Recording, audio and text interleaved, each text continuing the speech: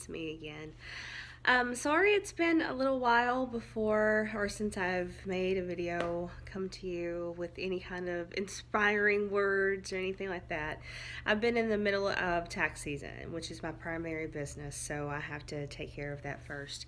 But I wanted to make a video today, another little quick spiritual tea video, and just kind of talk about the importance of play, okay?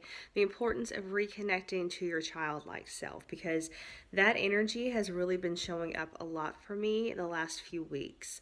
I've been noticing a lot of posts on Facebook and Instagram from my friends and followers, showing that they've been reconnecting with things from their past, things from their childhood, myself included. I've had the pleasure of being able to go back and relive a lot of TV shows and movies and songs that will kind of really project me back to that era when I was much younger, and also being able to play with my friends as far as silly games and things of this nature. But it just makes us all happy. It makes us feel light, and that's really the importance of play. Because I remember growing up for myself, I didn't have what would be considered a completely normal childhood because I was a very mature kid. I grew up very quickly. I played with like Barbie dolls and GI Joes and toys that had more of a not as childlike feel to it. Like I didn't have baby dolls and things of that nature. I would have pound puppies, or I would have, like I said, Barbies, or I wanted to be in a career very early on. I wanted to achieve things from a very early age, which left little room for being silly. Right? It left really little room for me to have fun. In fact, being, quote, a kid or childlike was really frowned upon in my home, because that was a sign of immaturity, and we couldn't have that.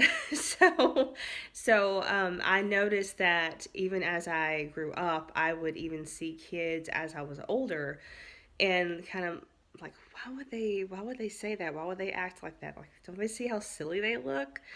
But what I'm finding out now more and more, which is a lot of fun, is the fact that I'm wanting to be that. I'm like really embracing that energy, and it's allowed me to explore different possibilities or alternative possibilities, within myself and how I view the world.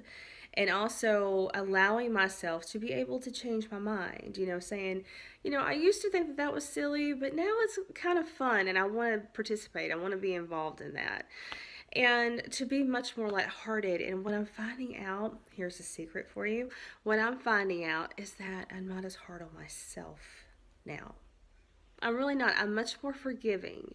And so that in itself is a gift. So really important to be lighthearted, to really embrace, your childhood innocence. And how does that show up for you? For me, it's to, play games with my friends. It's to make jokes. It's to send silly pictures and gifs and images, to them, saying, hey, look at this silly thing, or I don't know, watching movies, cartoons, that you used to watch back in the day. It's just kind of reconnecting to that child and being okay with it, and like really reassuring your inner child that they're not silly, that they're very important, and their feelings are very important, because that's what we kind of forget as we become adults, right? We forget that the child we once were actually still very much lives within us, because the child we once were is what actually is the reactor to anything that happens outside of us, even as adults. Because the child is the one who gets hurt. The child is the one who, like I said, who reacts. The child is the one who says, I'm not happy. I don't like what you just said. Wait a minute. The child is the one who, at least on the inside, throws the temper tantrum, because they're the ones that whose voice wants to be expressed, but the adult is the one who suppresses it. So when we can really reconnect to that childlike innocence and that fun state of mind, we actually are less inclined to have a negative or an emotional reaction to things. So keep that in mind. So the more you listen to your inner child and have fun and be silly and goofy, and but doing it in a non-judgmental way, right? There's nothing wrong with being silly, right? It's a label anyway. But if you can do that and fully embrace that child, then you're actually one step closer to fully embracing yourself. So thank you very much. That's my little thought for the day, and I hope that you all have a wonderful week. And if you're up my way in the Midwest, stay warm and stay safe. We're supposed to get some more snow and ice because why? It's the Midwest. Why not? So, but love you guys and take care, and I'll talk to you soon.